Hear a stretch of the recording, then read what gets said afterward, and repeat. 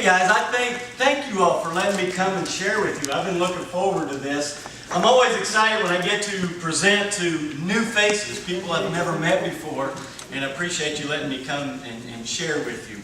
I'm kind of like little Johnny. It's always got little Johnny, isn't it? Little Johnny was at school on Friday, and the teacher got up in front of the classroom and she said, "All right, students, if anything interesting happens to you this weekend, I want you to come prepared to share with us on Monday."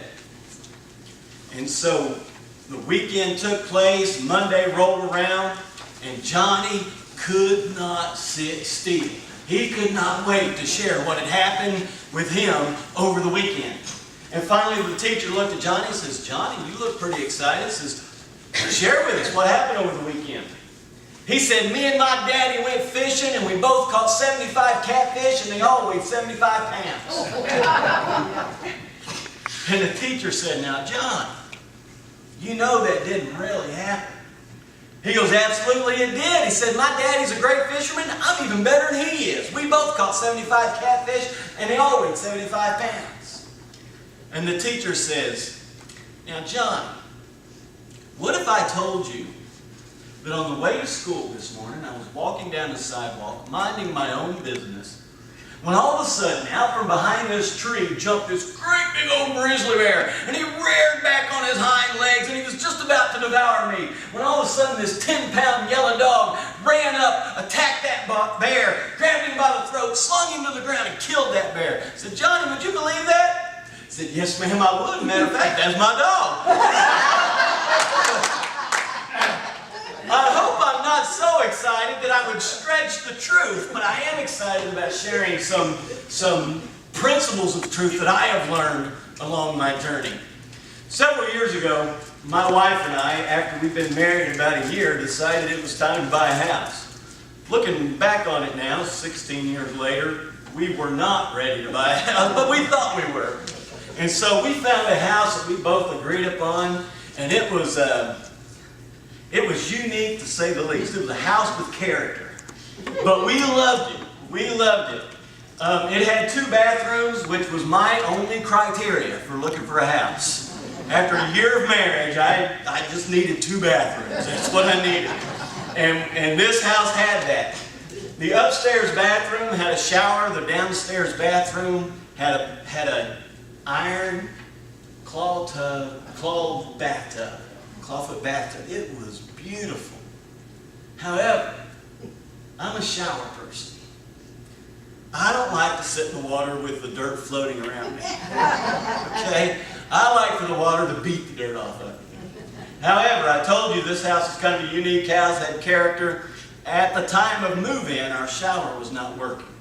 We moved in on Saturday. Sunday morning, I was speaking at a church, so I got up early. And I was getting ready, and I was already frustrated because I knew I had to take a bath instead of a shower. This was our first night in this house. And I started getting the bath ready, and I realized I did not have a plug for the drain. And so I start trying to figure out, okay, what can I do? And I don't know where it came from, that there was this piece of rubber that was laying there, but it wasn't quite big enough to cover the drain, so that didn't work. I tried using a wash rag, and that slowed it down a bit, but it still didn't work very well. And in my frustration, I tried using a cup. How smart is that?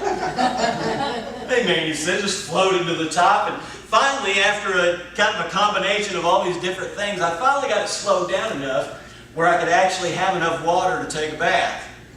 However, by this time I'd run out of hot water, so it was cold. It's quickly running down the drain, so I'm taking this quick bath. I'm already frustrated because I have to take a bath anyways, and it's cold, and I'm having to rush. And while I'm taking a bath, I happen to look up at the front of the tub, and I notice this chrome lever. Now, some of y'all are listening faster than I'm talking.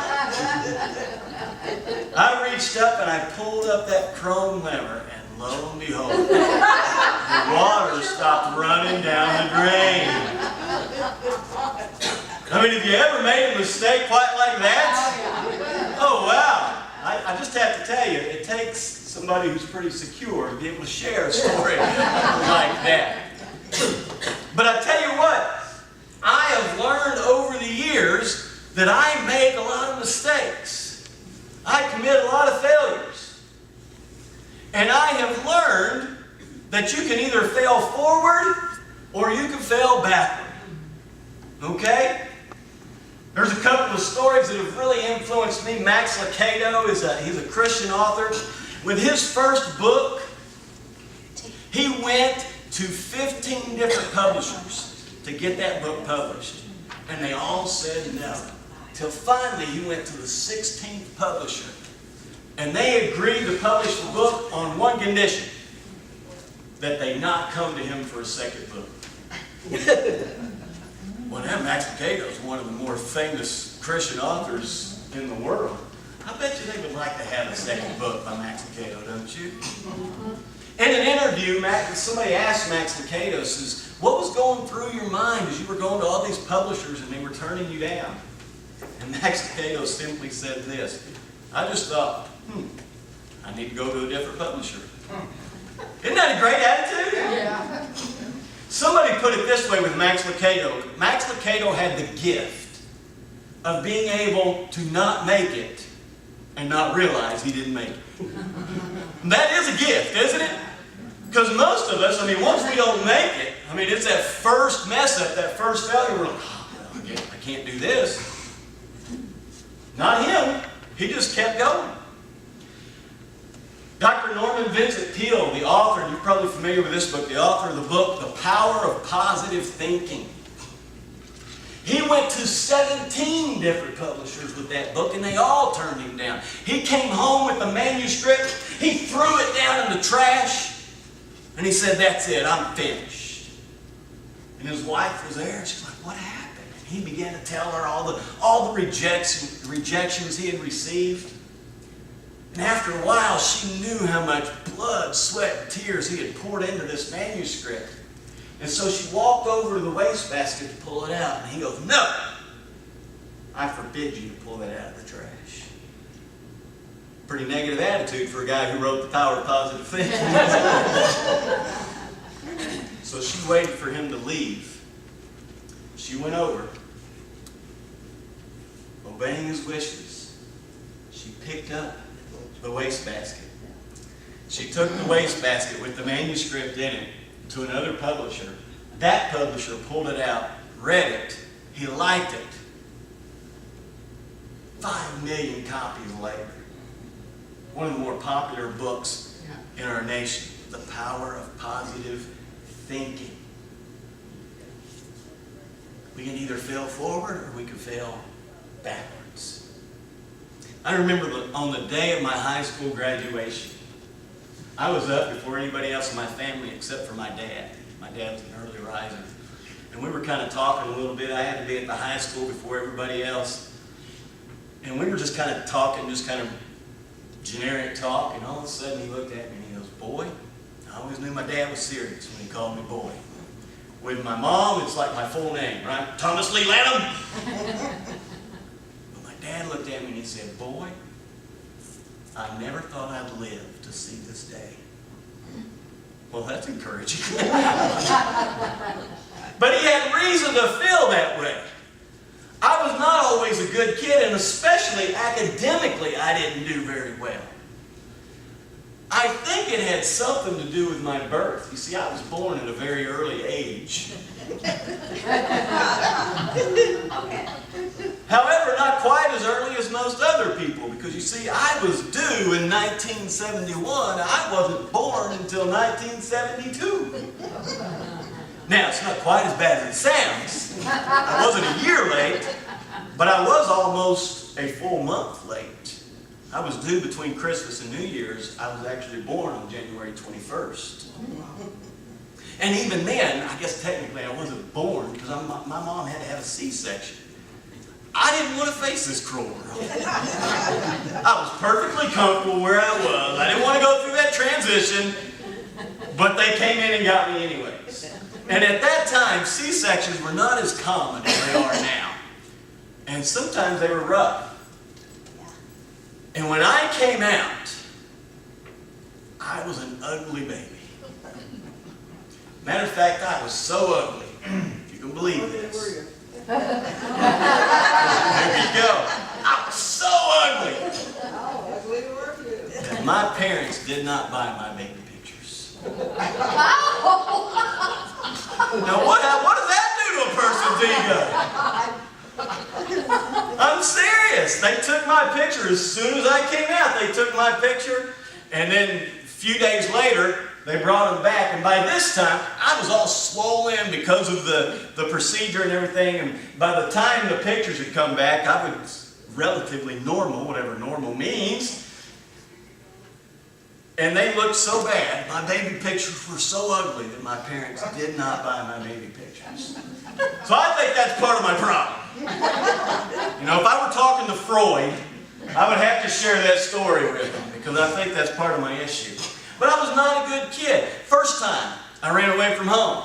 The first time I was 2 years old. We lived up in northern Kentucky at the time. It was a metropolitan area. And my yard was gated, so my mom would let me play out in the yard and stuff, and she'd kind of keep an eye on me. Well, one day she looked out, she couldn't find me, so she walked outside to see where I was, and she noticed that I had learned something new. How to open the gate.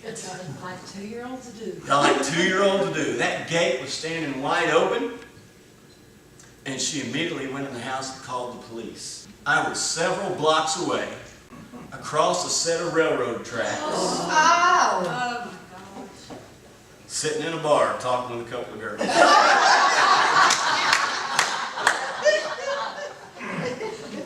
I was not a good kid. A couple of years later, this is worse.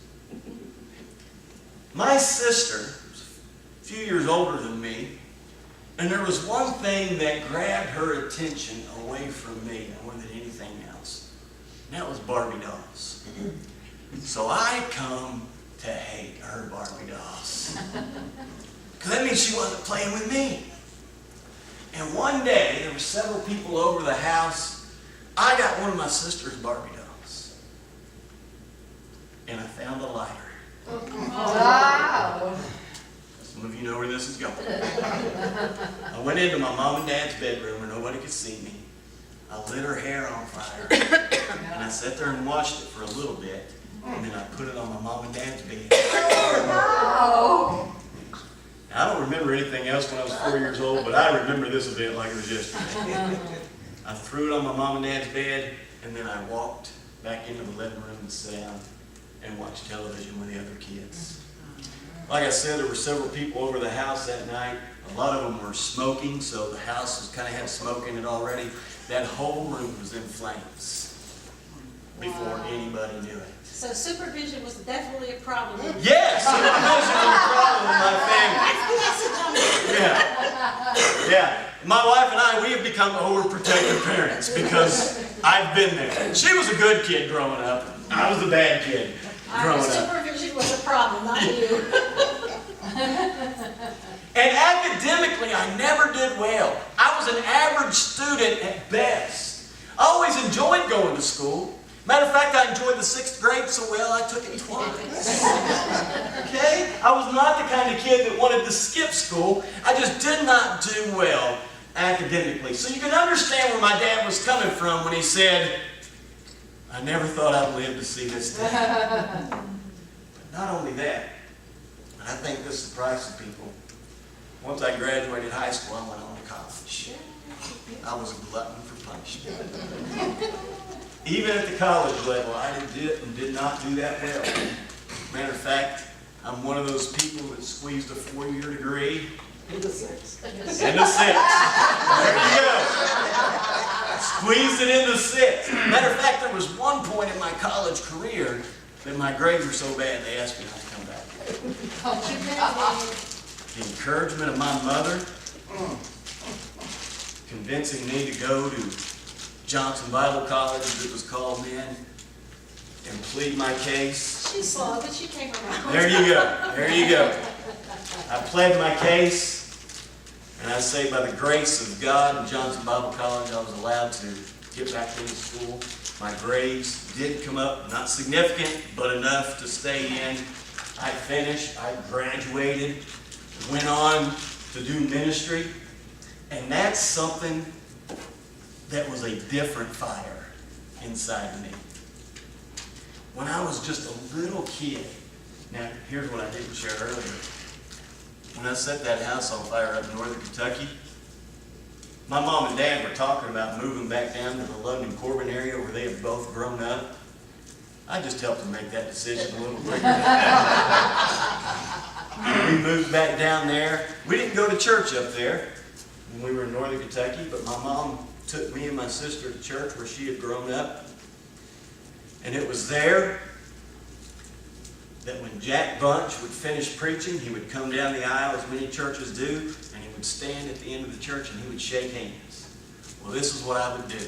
I would come down the aisle and I would shake Jack's hand, and then I'd fight through the crowd, and I'd go back to the end of the line, and I'd come back through, and I'd shake his hand again, and then I'd fight through the crowd, and I'd come back through. And man, I was a nuisance.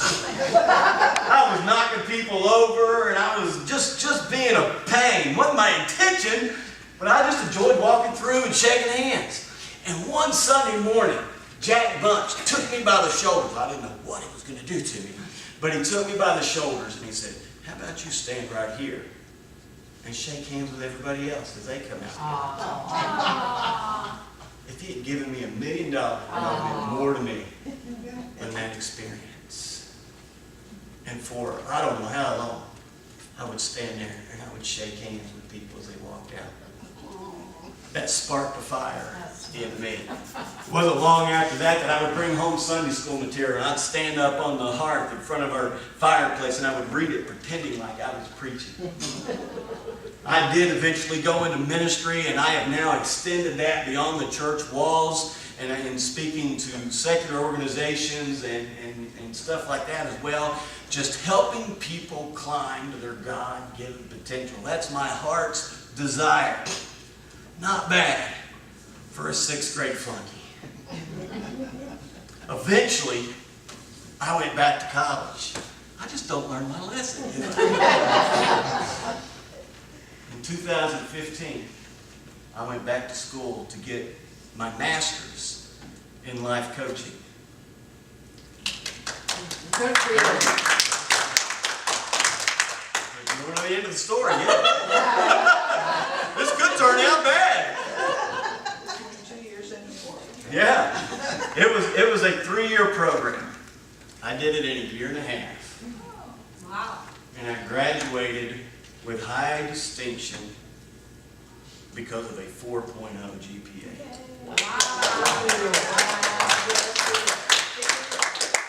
Again, While we get started. there you go. Not bad for a 6th grade flunky. What does Dad have to say about that? But I have learned some things along the way that have helped me and hopefully will help you and other people as well. Now, I could spend another hour and a half talking about the things I learned, but I'm not going to. I know you guys are going to want to eat lunch here pretty soon. So let me just share a few things that I have learned along that journey. Gonna shut that off. First and foremost, Turn the brain. I have learned to change my attitude. You know, when I told you that I was a kid, I was an average student at best, that's all I ever saw myself as. All I ever saw myself was an average student at best. I had to work twice as hard to make half the grade. Once that mindset changed, I began to change. I love the story of Babe Ruth. Babe Ruth, as many of you may know, considered one of the great home run hitters of all time in Major League Baseball. During one of the pennant races where the Yankees were playing to see who would go to the World Series, it was the last game of the pennant. The Yankees were down by 2 runs. There were 2 men on base. There were 2 outs, and it was the bottom of the 9th inning, which, if you're not familiar with baseball, is the last inning of the game. Babe Ruth had not touched the ball all day. He struck out every time up, and he was up to bat. He stood up to bat. The pitch came down. He missed it. Never even touched it. He got back in the batter's box. Pitcher wound up. He pitched another pitch. Whew! Missed it. Never even touched it. By this time, fans are already starting to walk out of the stadium. Babe Ruth got back in the box. Pitcher wound up. Third pitch comes down. Whew! He connects. The ball goes over the fence. 3 runs score. The Yankees win the game. They go on to eventually win the World Series. Now, they had an interview with Babe Ruth after that game. And they asked him this question. Babe, what was going through your mind when you were up there in the bottom of the ninth, the game on the line, the World Series appearance on the line, and you had not touched the ball all day? What was going through your mind? This was Babe Ruth's response. Same thing that's always going through my mind. I was thinking about hitting a home run.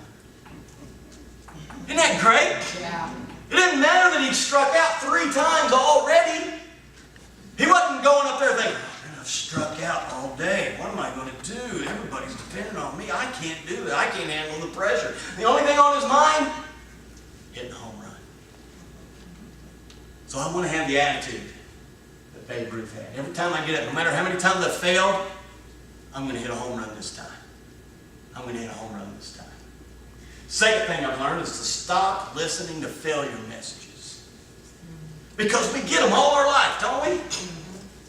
We live in a negative world where we're constantly fed negative information. Psychologist Shad Helmstetter says by the time a child is 18 years old, they have heard over 148,000 times, no, or you can't do that. Once we've heard over 148,000 times, no, or you can't do that, we begin to believe it. You know, it's funny because with little kids, we encourage them to dream, don't we? You can be anything you want to be. But around high school, we start saying, now, let's be practical. God save us from practical people. Because it's impractical people that change the world. Because they don't allow the failure messages to hold them back. And the third thing that I learned through this journey is that every time I fail, for me to ask this question, what can I learn from this? What can I learn from this? You know, as was mentioned earlier, I've got a DVD and a book. This is a book I wrote a few years ago called Goals, Godly Objectives Assuring Lasting Significance. It's just a book. When I first got into setting and achieving goals 15 years ago or so, I was overwhelmed with the information. 25 steps to achieving your goals. Man, I can't. I was a 6th grade flunky. I can't pay attention for 25 steps. Come on. And so I took all this information and I condensed it into something simple, into a simple 5-step process for achieving your goals. Now, these books, as was mentioned earlier, they're for sale back there on the table. But I'm willing to give this one away right now for anybody that wants it. Anybody want it?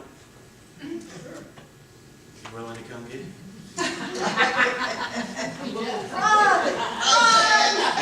All right. All right, what is your name? Diana. Diana. All right, let's give Diana a hand. All right, now why did Diana get that book and nobody else did? She She got up. She got up. She took action. She took action.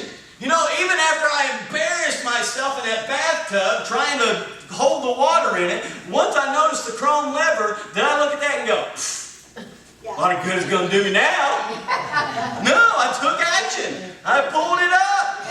Even though I had struggled through my academics and even failed the 6th grade, did I look at it and go, well, you know, I'll never be a master's student. No! I looked at what I could learn from that, and then I took action. I made adjustments, and I moved forward. So my encouragement to you, because guess what? We all fail. We all mess up. I like what you said earlier. You know, hold your hand up here if you're perfect. None of us are perfect.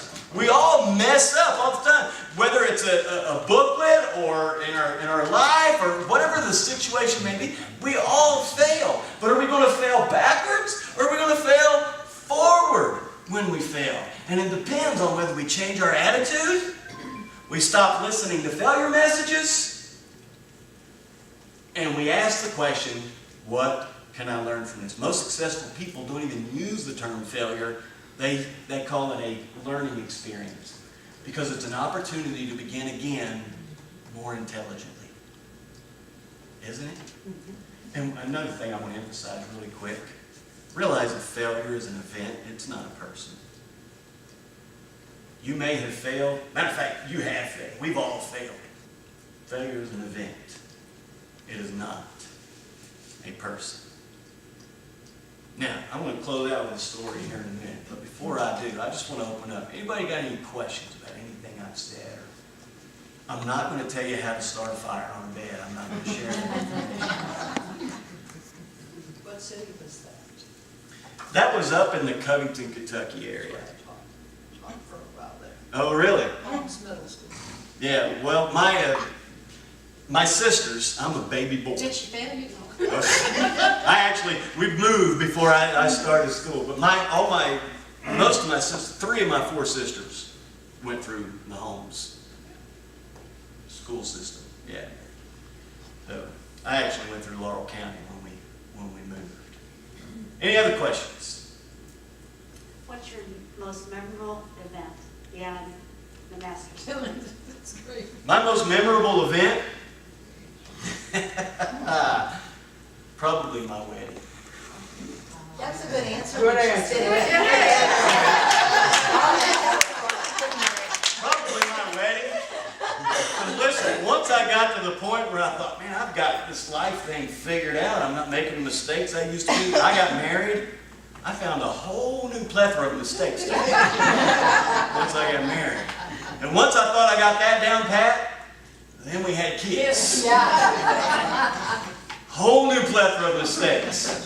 Yeah, but you had one up on them because you knew what to watch for. There you go. That's true. But here's the deal. Once I thought I had got those kids figured out, one of them turned into a teenager. Oh. Lock them in the room until they're 10, 18. Yeah, I might need some lessons from you. I've got one teen and one preteen, and so, you guys pray for me. I'm on a whole new learning curve. Isn't it incredible how stupid you got? Yeah, exactly. My daughter reminds me. I just wanted to say, my first grandson had some medical problems. He wasn't able to, they were internal things. And he wasn't allowed to play sports, he wasn't allowed to have any physical contact. And we kind of put him in a bubble. And he was very gifted artistically. He played guitar, and draw, and so he kind of made up for not being able to play outside. One day he said to me, Grandma, I want to live my life living, not dying. Wow, And I had to let go. that is awesome. And so he now is a butcher, which if he gets cut, he'll die, but he wants to live his But life. he's doing what he he's I'm doing assuming he what he- enjoys doing it. And he's doing what he wants to do. There you go.